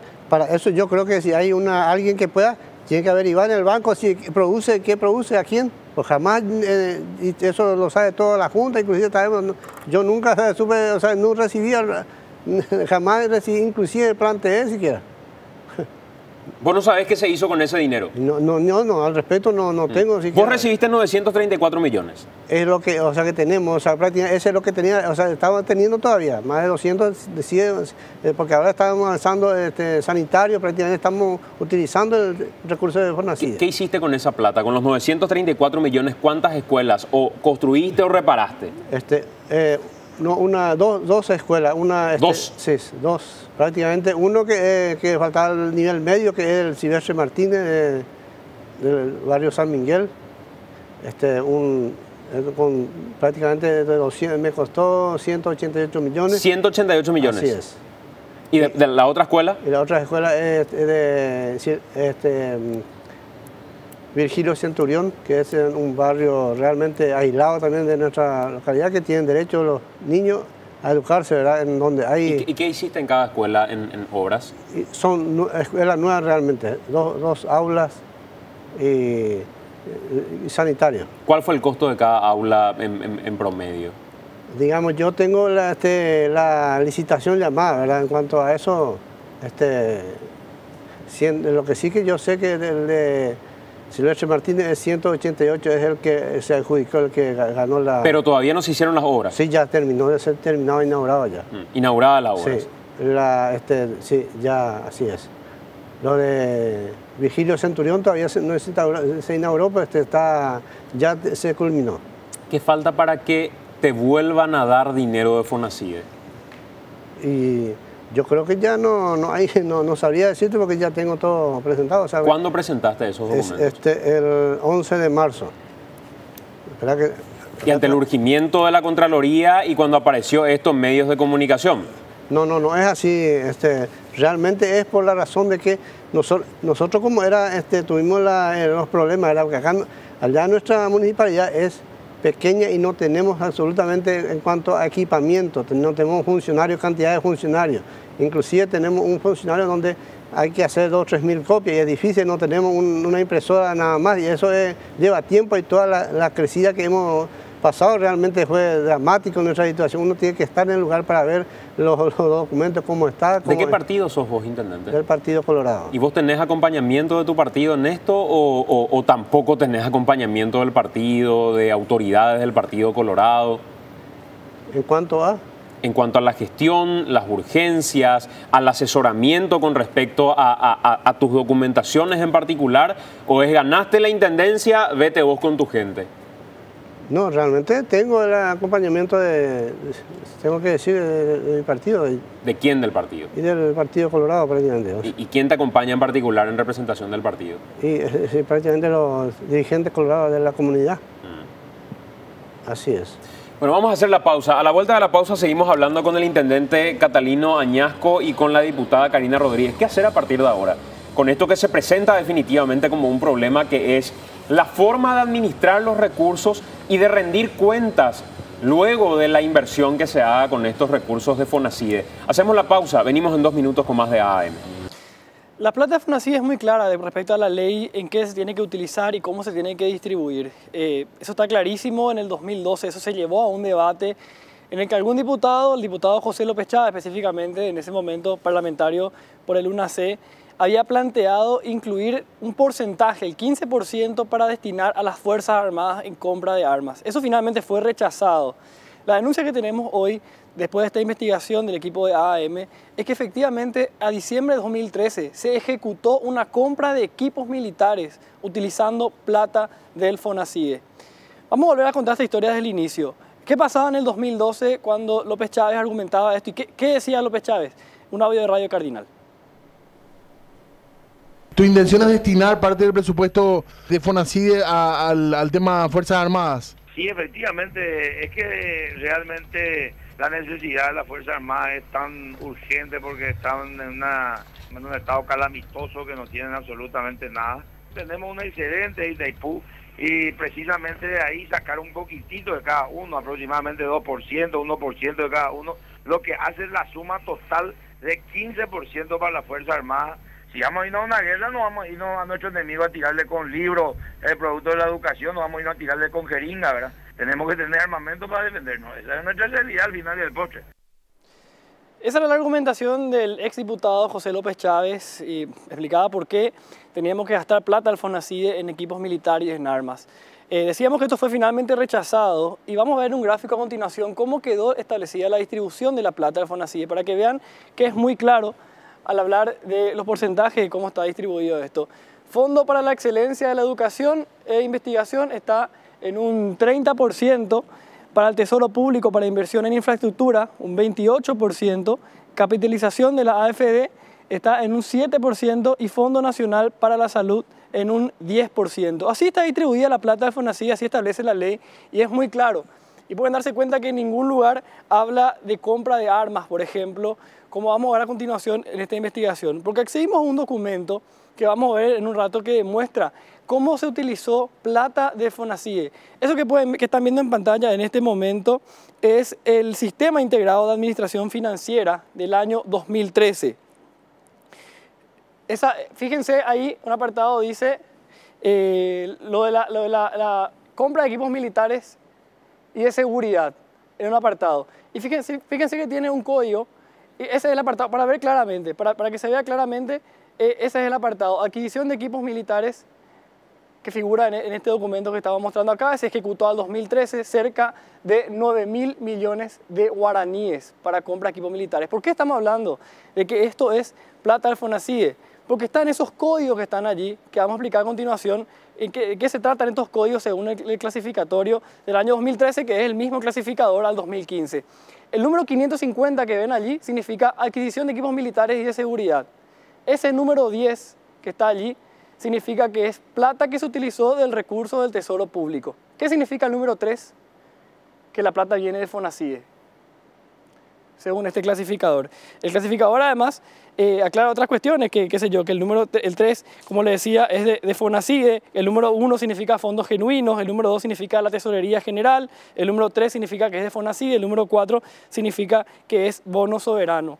Con esto que ven ustedes en pantalla, podemos demostrar, tras esta investigación del equipo de AAM, que en el 2013 se ejecutó plata de FONACIDE para comprar equipos militares, una compra absolutamente irregular que se sale de lo que establece esta ley en cuanto a la distribución de que tiene que dar los fondos de FONACIDE. A ver, ¿podemos mostrar nuevamente, por favor, la distribución de dinero de FONACIDE según lo que marca la propia ley en esa torta que mostrábamos, de qué porcentaje debe estar destinado para cada rubro en particular? Ahí explicabas, Enrique, sí, sobre este 30% del Fondo para la Excelencia, el Tesoro Público en un 28%, para gobiernos departamentales, que es lo que estamos hablando, y municipales con el intendente un 25%, sí, y lo demás que ya tiene una distribución menor.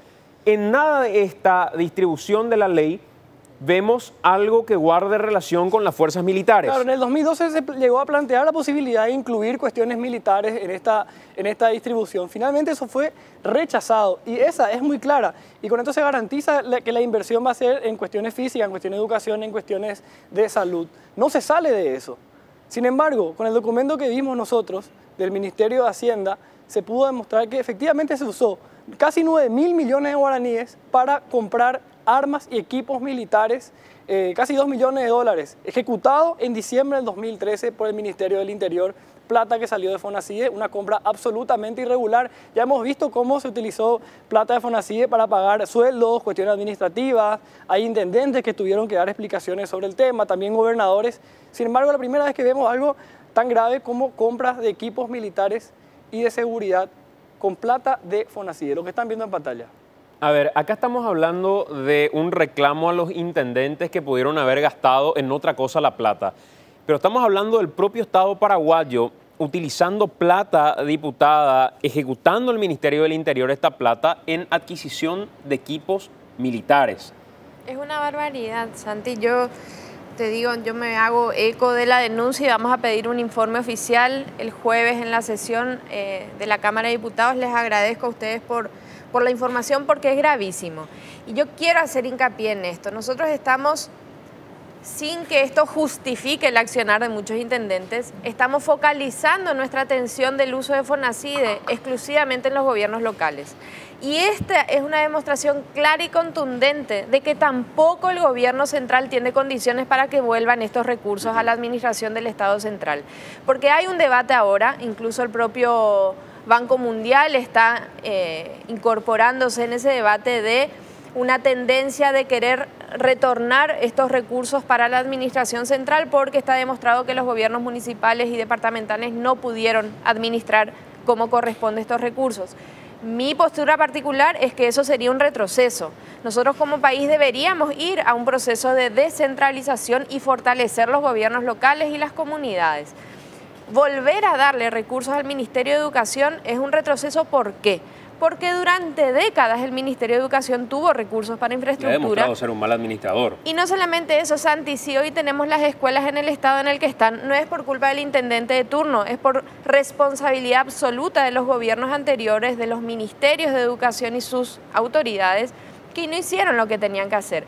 Y esta demostración es categórica de que el propio gobierno central no tiene la más mínima intención de que FONACIDE se use como se tiene que utilizar. Es gravísimo. Cambiar armas cambiar libros por armas, lo dijo el diputado, que es lo que lo dijo Chávez. el diputado, es brutal.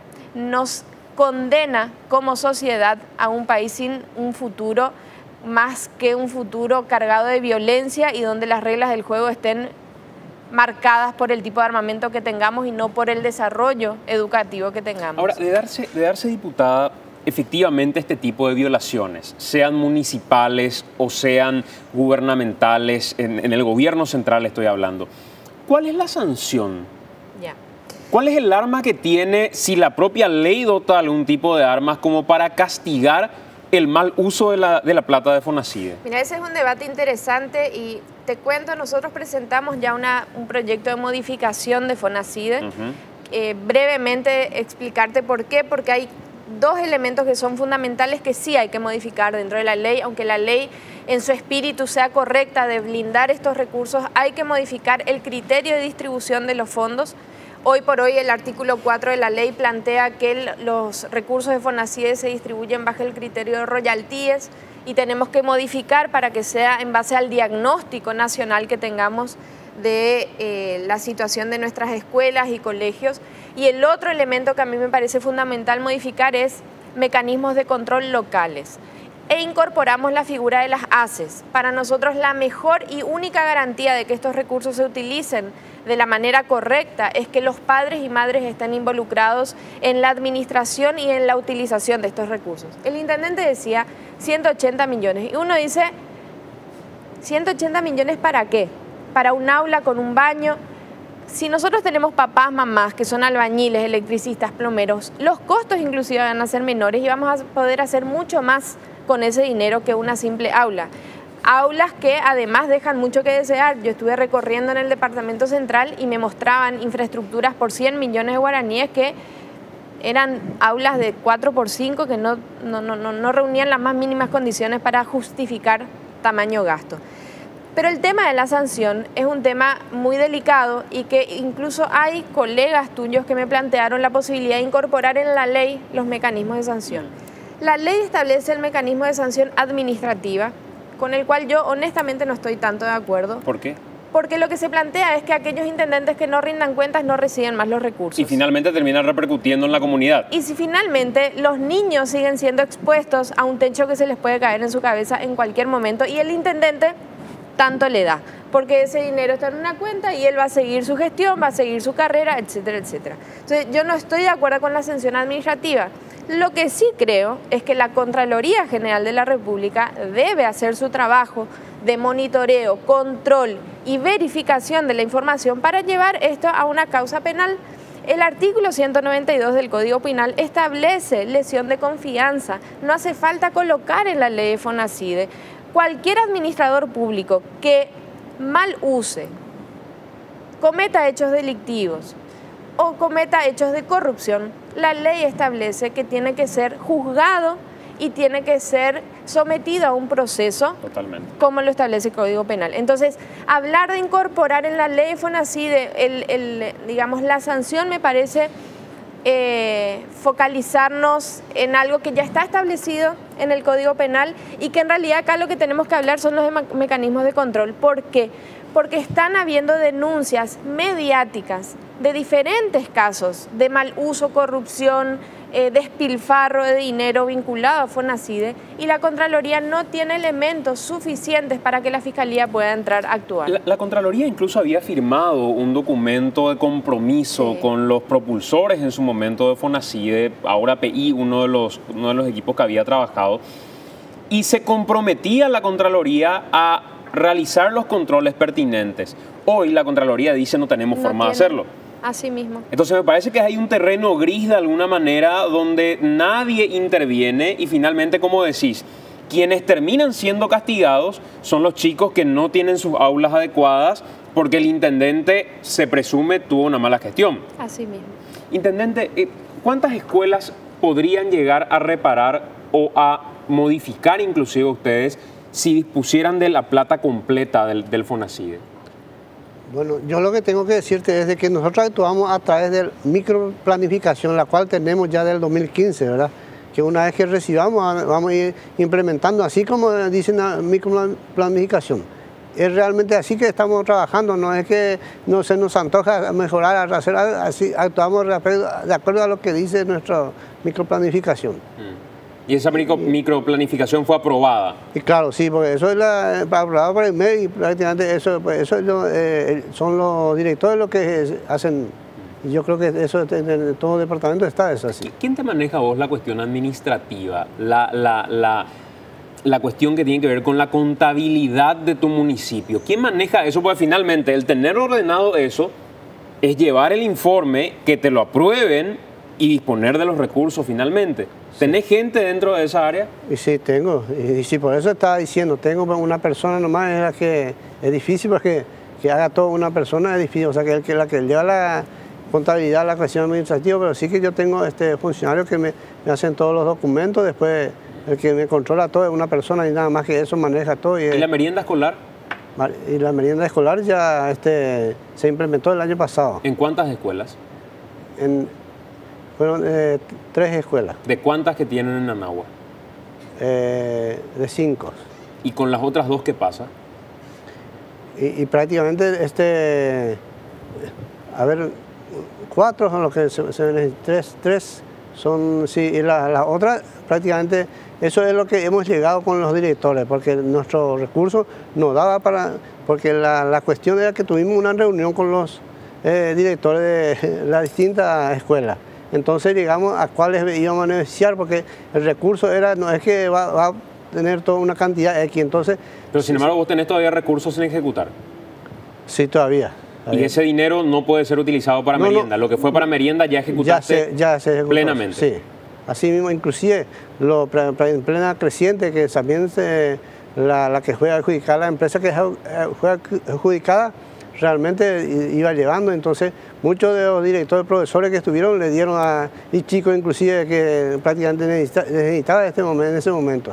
Y fue muy bien beneficioso, ¿verdad? Porque gracias a la buena gestión también de los profesores que recibieron, ¿verdad? La cual tenemos todo documentado. De 5 escuelas, 3 son las que reciben merienda escolar. Las que recibieron. Las que recibieron. Sí. ¿Y ahora siguen con merienda escolar o ya no? No, ya no. O sea que se está implementando, pero a través de la gobernación. La gobernación es la que está... Hoy el municipio no provee de merienda escolar a ninguna escuela de Nanagua. Y no, porque ya no tenemos presupuesto para...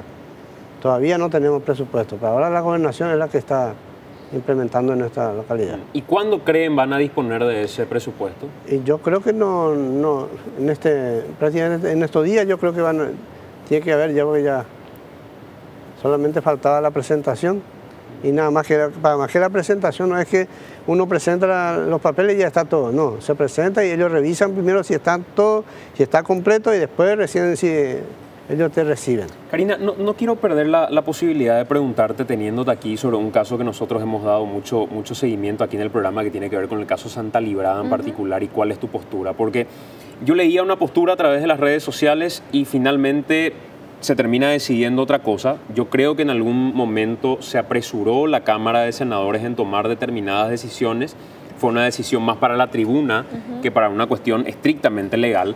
Pero en contrapartida creo que sí hay elementos que nos terminan demostrando que existe una irregularidad, que no se puede responder, no se pudo responder ante esa irregularidad. Y en contrapartida hay todavía no solo ese instituto, hay muchísimos otros institutos que siguen operando desde la irregularidad. ¿Cuál es tu posición al respecto? Porque inclusive escuché en algún momento aquello de una campaña contra Santa Librada en particular, y en ese sentido yo tengo que aclararte que este programa no se va a tomar con un instituto de Itacurubí de la Cordillera por una situación de irregularidad. Acá estamos discutiendo inclusive cuestiones donde tenemos empatía, como el caso de Curuguatí y un material como Desmontando Curuguatí, hecho de una manera súper buena e interesante por Andrés Colmán Gutiérrez, de una manera súper profesional, y no lo hemos pasado dentro de AAM como se solicitó a través de las redes sociales, porque no es un contenido producido por AAM. Entonces queremos ser delicados con ese tipo de cuestiones. Pero con relación a la campaña en particular, ¿quién está detrás de esa campaña, si es AAM el medio o el programa que lo publica? Bueno, yo primero te voy a aclarar que yo en ningún momento hablé de una campaña contra Santa Librada. Lo que sí yo hice hincapié es la necesidad de que se empiecen a respetar los mecanismos y los procesos en este país. y hice alusión específica a la forma en que tomó este caso la Cámara de Senadores. Nosotros logramos, con sus luces y sus sombras como país, tener una ley de educación superior que establece los mecanismos por los cuales se puede clausurar, cerrar y promover la derogación de la ley de creación de instituciones de educación superior. El Senado, obviando esa ley, promueve ya de manera directa la derogación de la ley. Yo en mi presentación y en la defensa de nuestra postura en la Cámara de Diputados decía, estamos de acuerdo en el fondo de la cuestión, hay que derogar la ley. Pero lo que no podemos nosotros es sentar un precedente de que aunque sepamos que ese es el fin, empecemos a pasar por encima de las formas. Quebrar todos los procesos que están establecidos en la propia ley que nosotros mismos hacemos. Entonces, lo que establece la Ley de Educación Superior es que el CONES, el Consejo Nacional de Educación Superior, debe emitir un dictamen que es vinculante y poner ese dictamen a disposición del Congreso Nacional para derogar la ley. Ese dictamen ya fue emitido. Ya fue emitido. El CONES dijo que no es un instituto que cumpla con las condiciones y a partir de ahora, ¿qué se hace? Y a partir de ahí nosotros presentamos el pedido de derogación basados en los argumentos y en los elementos dictaminados por el CONES. Entonces lo que hicimos fue decirle al Senado que, voy a tomar tus palabras, ¿verdad? Deje de buscar subirse a una denuncia mediática y sea responsable. La denuncia mediática lo que permitió es que las instituciones acudan, pero nosotros no podemos romper ni quebrar un proceso que debe estar garantizado, porque puede ser que el día de mañana también instituciones de otro tipo hagan una demanda porque no se respetó el debido proceso.